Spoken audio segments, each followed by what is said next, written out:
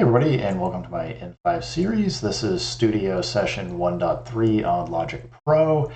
I've mentioned this before, I am not a Logic Pro master by any stretch of the imagination, but I have somebody that I'm good friends with that asked for, hey, how do I go do anything to have a track in Logic Pro? So I'm just trying to do, I guess, maybe the bare minimum that I can explain that would hopefully be helpful and useful for actually making something new and unique. I want to point out, I do want to do another track here, and I'm going to hit the plus sign, or if you come down here, you can right click, do new instrument track, or you can actually hit the, what is that, option, command S. There's a few ways to do this. I'm just going to hit the plus sign, we'll do another software instrument, create. It's back to our classic electric piano. We want to pick something else. I'm going to pick the Arpeggiator, and I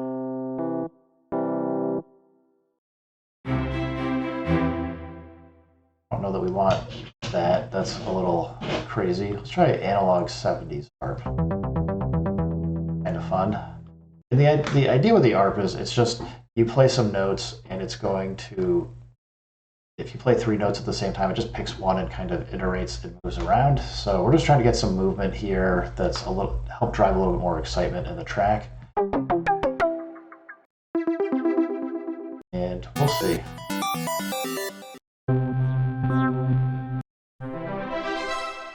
These are all neat, but they're a little much. Try electronic patterns. Well, if we play this, we can see what this sounds like.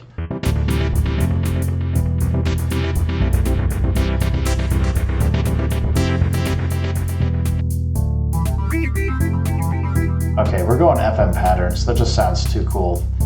So let's stop the track. I want to take and use these chords again.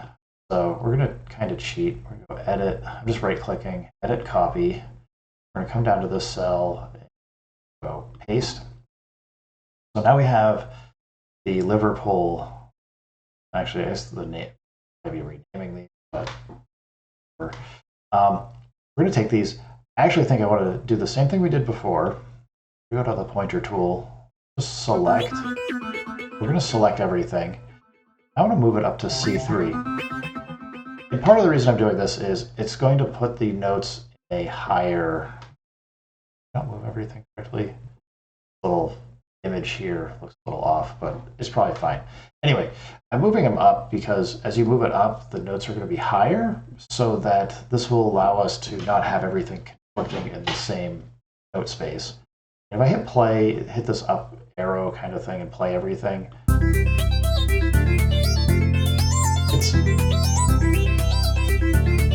I'm going to probably turn everything down here a little bit, but it's sounding pretty good.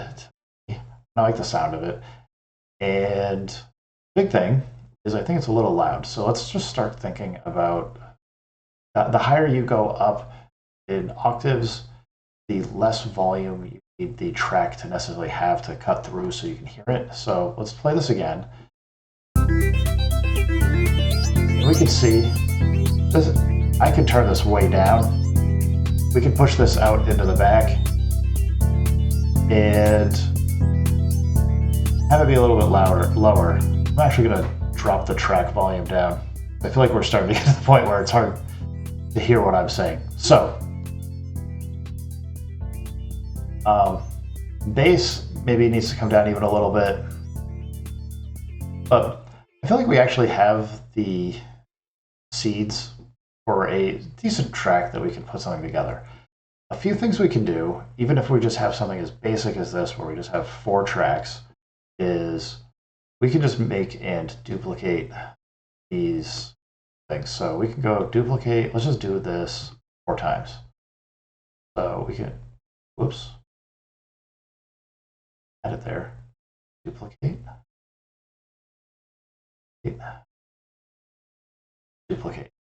So if you're like, one way I usually try and think about making a track is just what element, like, I know it's only 4 elements, but like what elements do we want to be playing? So maybe when we have an intro, maybe we don't want the drums playing. maybe we don't want that arpeggiator playing. We just want it to sound like this, where we just got the Wurlitzer and the bass playing. That's it. Stop button, just I maybe don't want anything else. Then maybe from here, when I'm thinking 4-bar loops or kind of building up into a song, I'm trying to only change 1 or 2 things. And since we only have 4 elements, we'll just bring in the drums. So we've got that. Now, what would a drop sound like if we wanted to remove an element? I think having like the 2 elements going probably fine, but so no arpeggiator. And what is interesting to drop out for a listener? Well, we just brought the drums in. Could be, maybe it's the bass. We can see how this sounds. So it sounds a little weak. So maybe we're not ready for a drop yet. So I'm going to come back over, copy, paste. So it's just Command C to copy, Command V to paste. Maybe we see, we'll play everything.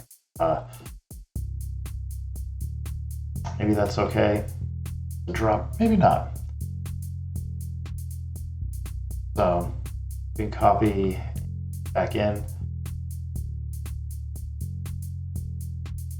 I'm just trying to think. Maybe this is an argument for adding in the arpeggiator, and then we can do the drop. All right. So we have everything playing. Maybe we want everything playing without the drums next. So we go from everything to just the drums. And you can kind of see, hopefully you understand what I'm trying to show here, is I'm trying to think through what this might look like for a timeline. I know we're getting a little bit long for this video, but just give me 1 more minute and we'll come back. So, done this drop. I'm going to actually duplicate this, date it. Then maybe what do we pull out? Is it the bass that's interesting to pull out, or is it the chords?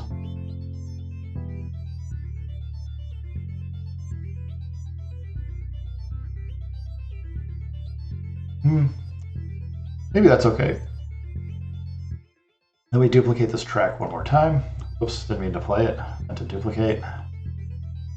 And maybe we just end with just the arpeggiator playing. So if you kind of think about this in this way, we kind of have a timeline. And this is just showing where we're playing different combinations of the patterns. So I'm going to end this here and just say, hey everybody, thanks for stopping by. Having fun, keep making music. If it sounds good, it is good. Peace.